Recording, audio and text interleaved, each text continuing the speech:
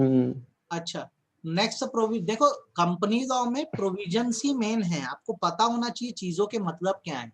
आपको distributable profit का मैंने मतलब बताया, आपको पूरे डिविडेंड के एक एक रूल तो कल मैंने समझा ही दिए थे। कल का लेक्चर जरूर देखना, डाल दूंगा अभी ग्रुप में।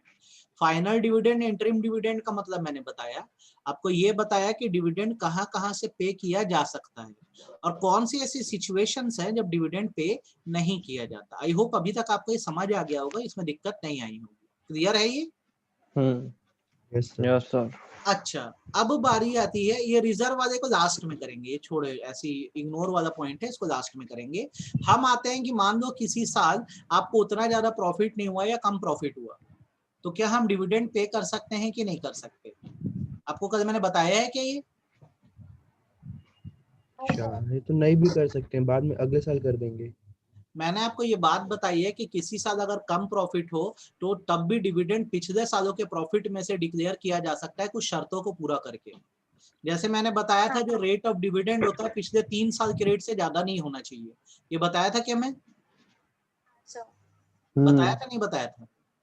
बताए थे ना सर। दूसरा मैंने ये बोला था कि जितना अमाउंट भी आप विड्रॉ कर रहे हो डिविडेंड पे करने के लिए, आपके पेड अप कैपिटल और फ्री रिजर्व के 1/10 या 10% से ज्यादा नहीं होना चाहिए। ये भी बताया था क्या? हाँ। है ना। तीसरी बात सुन लो, जितना भी अमाउंट आप जैसे 1/10 अमाउंट निकाले हो, उससे पहले अपने लॉसेस को आप पे करना, उसके बाद डिविडेंड डिक्लेयर करना। ठीक है, ये डिक्लेयर्ड तक के पॉइंट को पढ़ना है।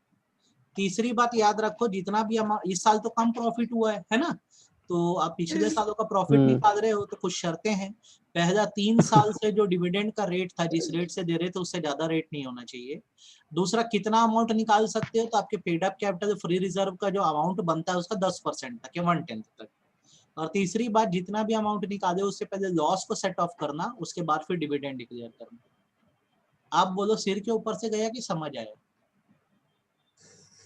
एग्जाम्पल चाहिए? हाँ सर, एग्जाम्पल एग्जांपल चाहिए? दीजिए ना। इस साल लेस प्रॉफिट हो गया है, उतनी कमाई हुई नहीं है। अब शेयर होल्डर को अगर हम इस साल डिविडेंड नहीं बांटे तो वो कंपनी छोड़ के भाग जाएंगे। तो हमारे पास्ट ईयर में अच्छा खासा प्रॉफिट था, अच्छी खासी कमाई थी हमारी, जिसको हम रिजर्व में दिखाते थे। किसमें दिखाते थे? रिजर्व। रिजर्व में दिखाते थे। तो कंपनी लॉ बोलता है कि बांट दो डिविडेंड, कोई दिक्कत नहीं है।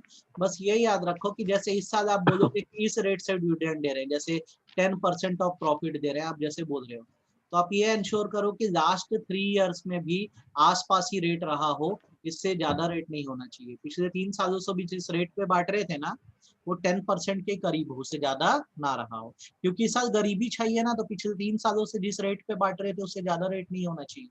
कितना समझ आई बात? पूरा सर।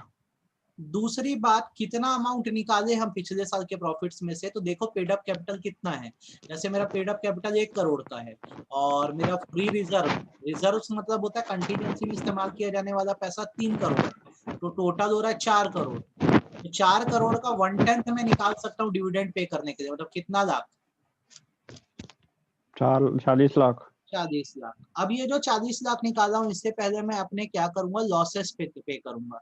सपोज करो मेरे लॉस जो है, जो कर्जे हैं, करंट लायबिलिटी है 10 लाख की है, तो जो मैंने 40 लाख निकाला है उससे पहले मैं 10 लाख पे कर दूंगा।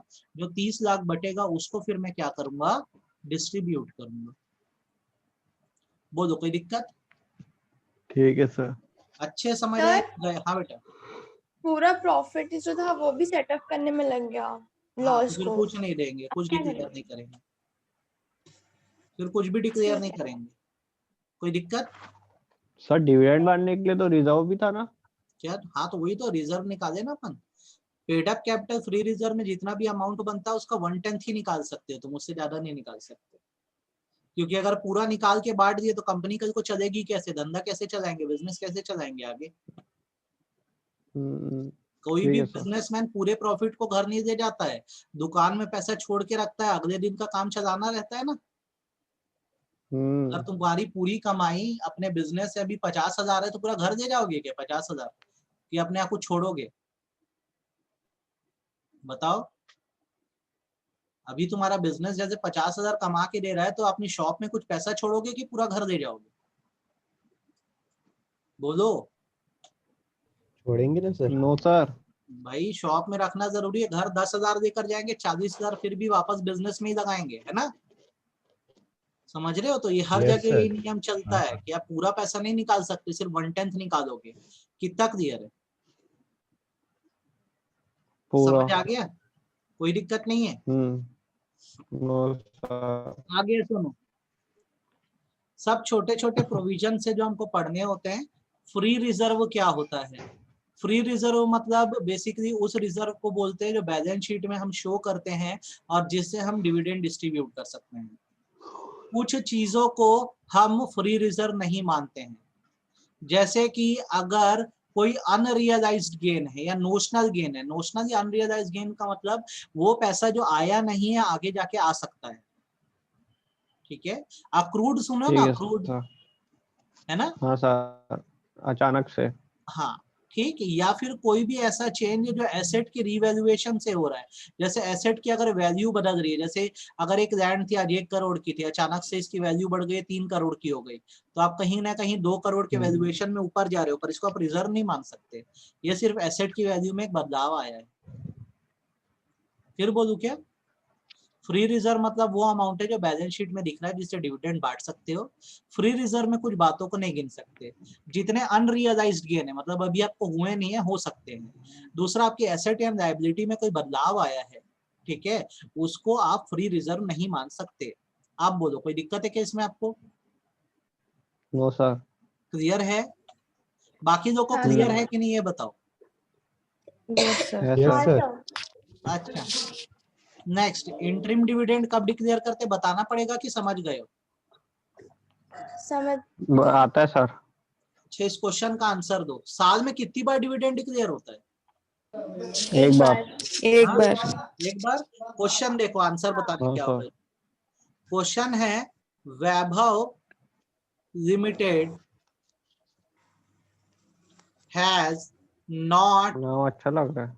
क्या नाम अच्छा लग रहा है sir, Vaibhav limited. Has not paid any dividend on AGM held on 30/9/2020। 30/9/2020 को जो AGM हुई, वैभव लिमिटेड ने कोई डिविडेंड नहीं पे किया। ठीक है? The board of directors BOD called EGM मतलब होता है एक्स्ट्राऑर्डिनरी जनरल मीटिंग। ठीक है? ये जैसे एनुअल जनरल मीटिंग साल में बुलाई जाने वाली शेयर होल्डर की एक मीटिंग होती है, इसके अलावा कभी भी शेयर होल्डर को बुलाओगे तो उसको EGM बोलते हैं। ठीक है? EGM on 2/2/2021 and paid the dividend. Further, on AGM at 30/9/2021, dividend was paid at the rate of 10% of profit. Is such declaration valid? जी सर। बोलो। सर सर इसमें इंटरिम दे रहा है, इंटरिम डिविडेंड दे रहा है। हाँ, और 10% इसलिए दे रहा है क्योंकि उसका 10% पिछले के तो 3 भूल जा। साल का तो जो ये बता मेरे को, 2 फरवरी 2021 को डिविडेंड बांटे, फिर 30 सितंबर 2021 को ही बांटे, तो साल में 2 बार हो गया ना। तो दे सकते हैं कि नहीं दे सकते? हाँ सर दे सकते हैं। एक इंटरिम डिविडेंड है और एक जो रेगुलर डिविडेंड पे करते हैं वो पे कर साल देगा। में सिर्फ एक बार डिविडेंड फाइनल पे होता है, ये डिविडेंड। बात मैंने बोली है आपको। हाँ बट सर। फाइनेंशियल नहीं कंसिडर कर सकते। अब इसका आंसर सुनो क्या होगा। आंसर इसका ऐसा होगा कि the dividend paid at EGM held on 2, दीदी बात करते एक बार, भजन से फोन आ रहा है। 2/2/2021 was interim dividend। सही बात है? जी sir. which was paid for the year 2020। किस साल का था ये? 2020। 2020 का था ना भाई, उस साल नहीं पे कर पाए इसलिए तो बाद में मीटिंग बुला के कर रहे हो क्या? सही बात है, हाँ, गलत सर। बात है? हाँ और sir. 2020 hence the declaration is valid. आप बताओ कितना समझ आई मेरी बात? पूरा सर। तो ये याद रखना भैया, इंटरिम डिविडेंड जैसे बाद में दिया जाता है ना, तो ये माना जाता है कि वो पिछले साल का ही है। जैसे 2020 में आप नहीं पटा पाए थे तो आप 2021 में पटा रहे हो, तो उसको 2020 का ही डिविडेंड मानेंगे, है ना? बोलो सर डिविडेंड जो है फाइनेंशियल ईयर में पे करते हैं कि मंथली ईयर में, मतलब फाइनेंशियल ईयर में एक बार पे दिसंबर किया वाले ईयर जाता है। को गिनते हैं कि? फिर से बोल, हाँ सर। क्या बोला?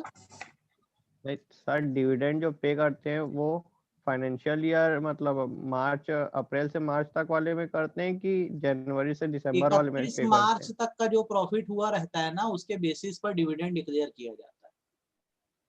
ठीक है, ठीक है सर। कोई दिक्कत?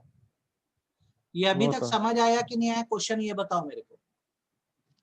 आ आ गया गया सर। बाकी लोग को सबको गुंजा समझ में आया? हाँ सर। लाची सर। समझ में आया? हाँ बेटा।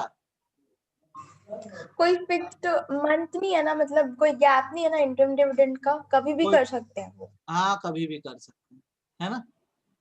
मतलब नेक्स्ट टू नेक्स्ट डे भी कर सकते हैं, जैसे कि आज एजीएम थी मतलब हम लोग की लास्ट ईयर वाली, हम्म। तो उसके बाद हम लोग कल ही दूसरी कर रहे हैं। तो उसके लिए शॉर्ट नोटिस दे के बुलाना पड़ता है शेयर होल्डर को, क्योंकि जनरल मीटिंग के लिए आप जानते हो 21 दिन का नोटिस देना पड़ता है ना।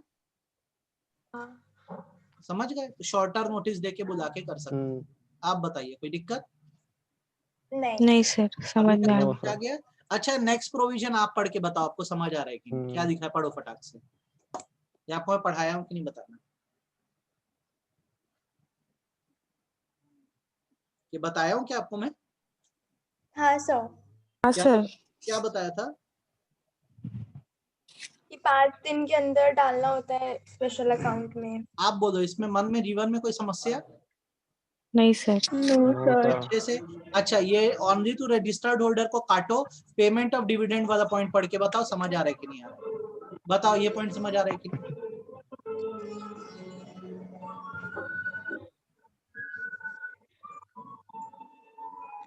बोलो, यस सर।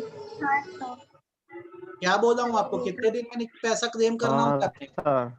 30 दिन। 30 चलो दिन ये में, पढ़ और के दो 5 दिन मोड में ऑफ, उन ठीक बात है, मोड ऑफ पेमेंट पढ़ के दो। समझ आ रहा है कि गया सिर के ऊपर से?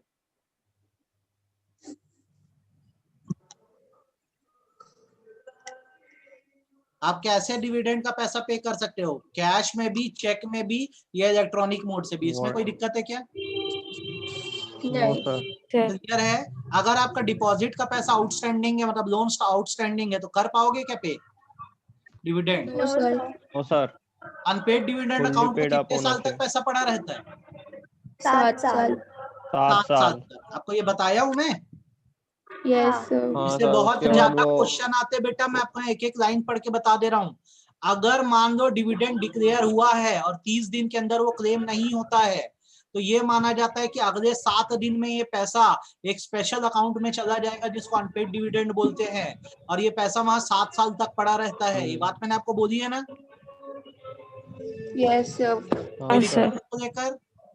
अब नहीं। जैसे unpaid no dividend sir. Account में पैसा गया, तो आपको ये बात याद रखनी है कि इसके इफेक्ट क्या होते हैं, कंपनी के ऊपर क्या रिस्पॉन्सिबिलिटी आती है। वीआईएमपी प्रोविजन से ध्यान से सुनो। सबसे पहली बात, कंपनी को अपनी वेबसाइट पे अपलोड करना होता है कि कितना डिविडेंड अभी अनपेड है। ठीक है? क्या अपलोड करना होता है? कितना कितना डिविडेंड डिविडेंड पेड डिविडेंड है? अनपेड है। ठीक है, तो अनपेड अच्छा, डिविडेंड अकाउंट में अनपेड जब है। पैसा जाएगा उसके 90 दिन के अंदर, कितने दिन के अंदर? 90 दिन के अंदर एक 90। स्टेटमेंट बनानी 90। होगी जिसमें नाम लिखा होगा, एड्रेस लिखा होगा, और ये बताया जाएगा कितने लोगों का पैसा बकाया है, और ये कंपनी की वेबसाइट पे डला रहेगा। आप बता दो, कोई दिक्कत? No sir. No sir sir. Company जो है शेयर होल्डर के घर नहीं भेजती क्या? चेक आता है ना, कई लोग घर पे रहते नहीं, कई गलत एड्रेस बता देते थे, सब तकलीफ होती है ना। कई लोग बोलते हैं हटाना, 40 रुपए का चेक है, कौन है कैश कराएगा? तो कंपनी तो अपना काम कर ही रही है। ठीक, तो वो क्या करेगी, वेबसाइट पे अपलोड कर ठीक है देगी सर। कितने लोग का नाम पता है और ये पैसा नहीं निकाले हैं। ठीक, पहला समझ आया कि नहीं प्रोविजन, ये बताओ। हाँ सर। Yes. दूसरा, आगे बताओ। अगर मान लो पैसा अनक्लेम्ड रह गया है और कंपनी ने उस पैसे को अनपेड डिविडेंड अकाउंट में नहीं डाला है, तो इस सिचुएशन में कंपनी के ऊपर पेनल्टी लग जाएगी, जितना भी अमाउंट है उस पर 12% जो है इंटरेस्ट लग जाएगा, ब्याज लग जाएगा। बोलो कोई दिक्कत? ठीक है सर। नो समझ सर। आ गया? जैसे मान लो 1 करोड़ रुपए डिविडेंड अनक्लेम्ड था, तो इसको कायदे से क्या करना था, अनपेड डिविडेंड अकाउंट में डाल देना था। अब कंपनी डिफॉल्ट कर दी है, कंपनी इस पैसे का इस्तेमाल कर देती है और अनपेड डिविडेंड अकाउंट में नहीं डालती, तो अब इस अकाउंट में इनको 1 करोड़ रुपए डालना ही होगा, उस पर ब्याज भी लग जाएगा। कितना परसेंट? 12%। 12%, 12 लाख रुपए। आप बता दो कितना समझ आया? आ गया सर। पूरा। ये पैसा कितने साल तक अनपेड डिविडेंड अकाउंट में पड़ा रहेगा? 7 साल तक। और 7 साल बाद मैंने आपको बताया पैसा सरकारी खजाने में चला जाता है, जिसको क्या बोला जाता है, education protection fund. IEPF, investor education and protection education protection fund. नहीं, क्लियर है? हाँ। हाँ सर। Yes sir. अच्छा, अब आईईपीएफ में पैसा चला गया, अब मेरे को वहां से क्लेम करना है, तो मेरे को फॉर्म IEPF 4 भरना होगा, और इस फॉर्म को भर के मैं investor education and protection fund से अपना पैसा क्लेम कर सकता हूँ। आप बता दो कोई दिक्कत?